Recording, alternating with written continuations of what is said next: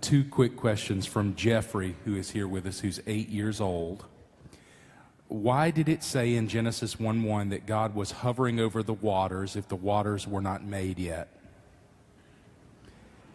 And then who did Cain marry? And who did what? Who did Cain marry? Mary Magdalene. Who else? Jeffrey, that's not right. They just found her bones in a coffin with Cain and Adam.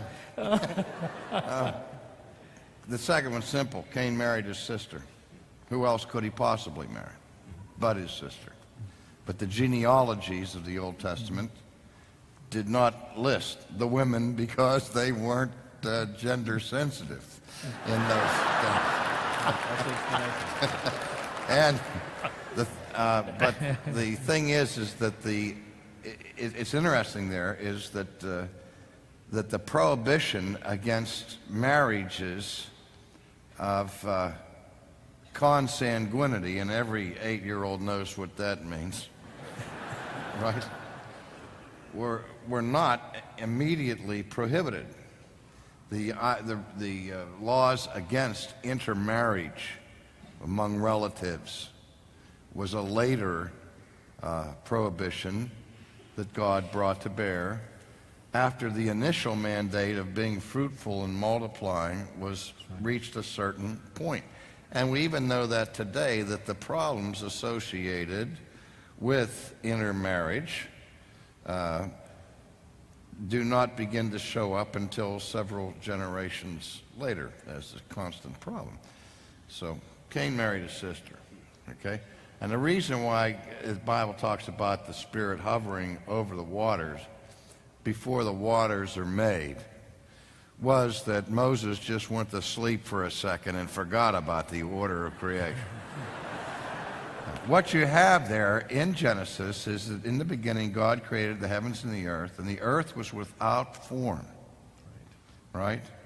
And empty. And darkness was upon the face of the deep.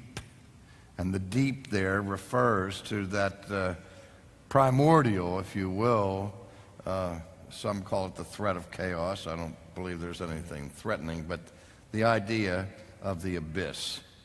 And it was the Spirit who hovered over that empty darkness and brought forth life. And then out of that bringing forth, then came the distinction between the dry land and the waters, the seas and the rivers and so on. And so the water that's being described there, I think we would all agree, was not the water of the oceans or the rivers or the streams. I think it's right. The created order was there. The waters were not separated. And so I strongly suspect the moisture component was already in there. And for God to be hovering over the waters, it says, God created the heavens and the earth. Now the earth was formless and empty. Darkness was over the surface of the deep. And the Spirit of God was hovering over the waters. And when you go 3 verses later, he says, and God said, let there be an expanse between the waters to separate water from water. So it was obviously something already existent. But whoever you are, as an 8-year-old, write to us. We want you on our team very quickly.